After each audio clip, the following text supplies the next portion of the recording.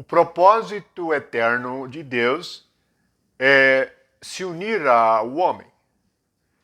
E neste propósito, ele nos deu Cristo, para que por meio do seu Espírito nós nos tornássemos um. Vamos ler primeiramente em Mateus capítulo 1, no versículo 18, a geração de Jesus Cristo. Ora, o nascimento de Jesus Cristo foi assim.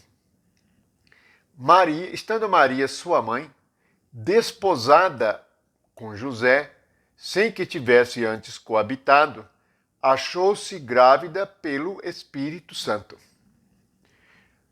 Pense nisto, medite.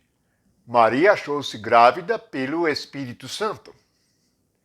Portanto, o que nela foi gerado pelo Espírito Santo. Agora, leiamos Evangelho de João, capítulo 1, versículo 14. Diz assim: E o Verbo se fez carne e habitou entre nós, cheio de graça e de verdade. E vimos a sua glória, glória como do unigênito do Pai. Jesus, nos dias da sua carne, era um homem misterioso. Ele perguntou aos seus discípulos: Que pensais vós que sou? Aqueles que o viam segundo a carne o julgavam filho de José e de Maria. Alguns até mesmo diziam: Não está aqui conosco os seus irmãos? Não conhecemos o seu pai e a sua mãe? Assim, eles pensavam em Cristo como um homem natural. Mas o seu nascimento foi sobrenatural. O Espírito Santo gerou em Maria. O Evangelho de João diz-nos que o Verbo se fez carne.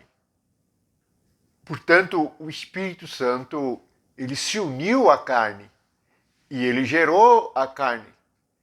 E despertou no seio de Maria esta pessoa chamada Jesus Cristo, gerado pelo Espírito Santo. Portanto, o que temos é a carne de Maria mais o Espírito Santo. Este é Jesus Cristo. A carne humana mais o Espírito. Assim, temos um homem terreno por lado de Maria e um homem celestial pelo lado do Espírito Santo. O que diz? O Verbo se fez carne. Portanto, ele se tornou homem. É assim, habitou entre nós, cheio de graça e de verdade, porque o Espírito Santo está nele.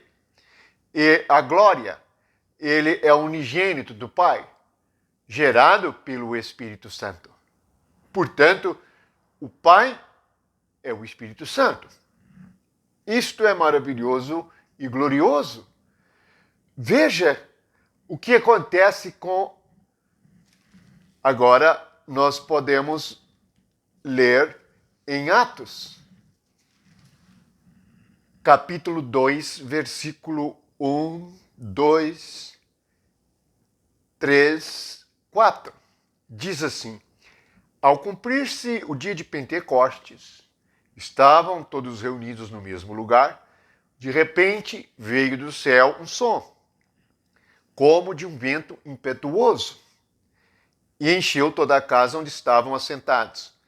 E apareceram distribuídas entre eles línguas, como de fogo. E pousou uma sobre cada um deles. Todos ficaram cheios do Espírito Santo. Passaram a falar em outras línguas, segundo o Espírito lhes concedia que falassem. A igreja é gerada pelo Espírito Santo. E o Espírito Santo vem. O mesmo Espírito que gerou Jesus Cristo. Só que agora é o Espírito da promessa. E esse Espírito, ele enche, ele é distribuído como língua de fogo para cada um que crê. precisamos compreender o que é a igreja. A igreja é algo gerado pelo Espírito Santo.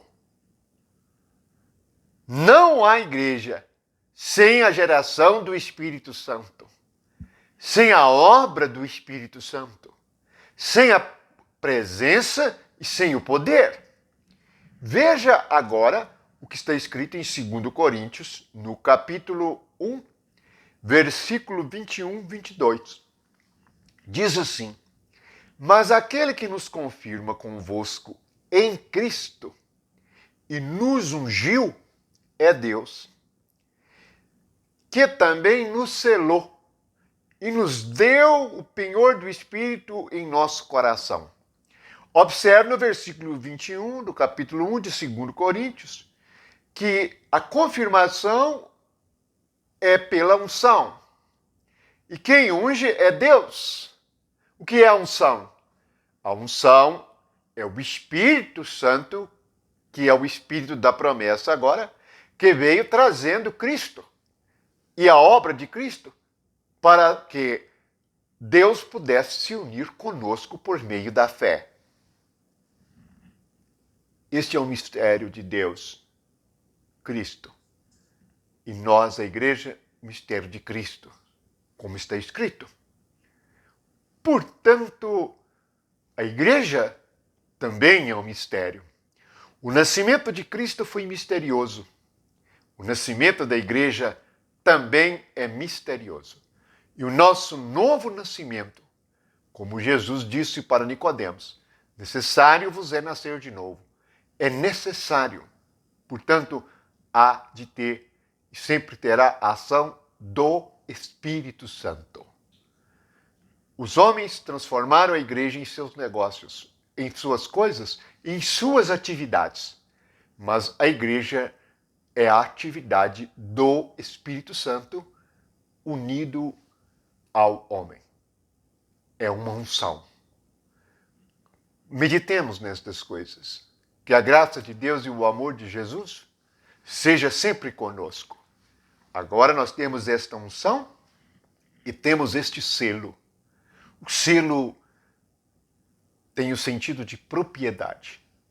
Então, do mesmo modo que o Espírito Santo veio e gerou Jesus no seio de Maria, o Espírito Santo veio e nos gerou. E assim, nós somos agora filhos de Deus e da família de Deus, a igreja do Deus vivo. Por isso, o apóstolo Paulo disse a Timóteo: a igreja é coluna e firmeza da verdade, a igreja do Deus vivo. Bendito seja o Senhor. É Ele que nos ungiu e nos selou por meio do Espírito Santo. Agora é por toda a eternidade. Amém.